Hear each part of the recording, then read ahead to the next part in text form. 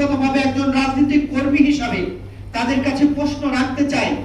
গত 17 বছরে আমরা ভোটের জন্য যার সঙ্গে লড়াই করেছিলাম, তিনি যেমন জনগণের ভোটকে ভয় পেতেন, দিনের ভোট রাতে করতেন, তাহাজ্জুদের নামাজ পড়ে যিনি দিনে কোনো ভোট করতেন না, রাতে করতেন, সেই পদ্ধতি যদি বাংলাদেশে আবার আসে, তাহলে কেন আমরা জীবন দিলাম?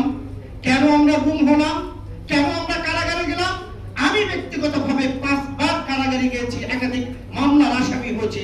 এখানে যারা জাতীয় নেতৃবৃন্দ আছেন সকলেই কারাগারে গিয়েছে, সকলের পরিবার নির্যাতিত, অত্যাচার হয়েছে।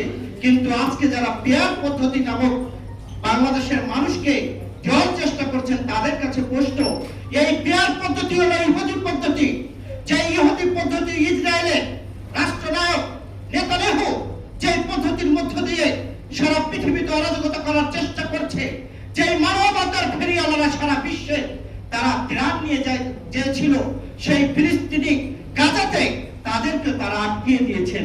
তাহলে আমি তাদের কাছে প্রশ্ন রাখতে চাই, তাহলে কি আপনারা ইহুদি মতবাদ বাংলাদেশের মানুষের উপর চাপিয়ে দেওয়ার চেষ্টা করছেন, নাকি রাসূল সাল্লাল্লাহু আলাইহি ওয়াসাল্লাম যে নির্দেশনা, যে দিক নির্দেশনা দিয়েছিল সেটি আমাদের উপরে চাপিয়ে দিবেন?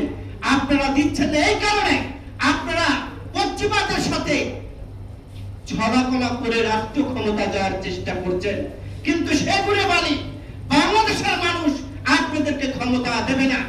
আমি আর যারা বলার চেষ্টা করছেন যে 100% আমরা ক্ষমতায় যাব, দেশ আসলে পাবো, তাদেরকে বলতে চাই, আসুন নির্বাচন করুন। আমরা যেখানে দাঁড়িয়ে কথা বলছি এখানেও আপনারা জামানত হারাবেন।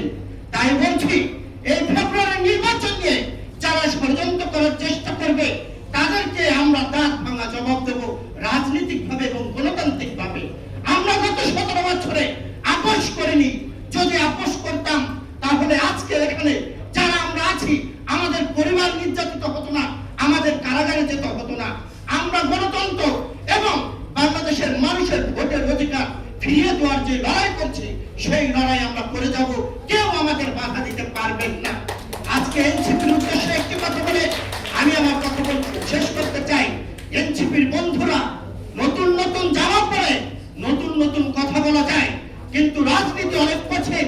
গত 17 বছরে আমরা যতবার কারাগারে গেছি, আপনারা তত কটা ভাতও খান নাই।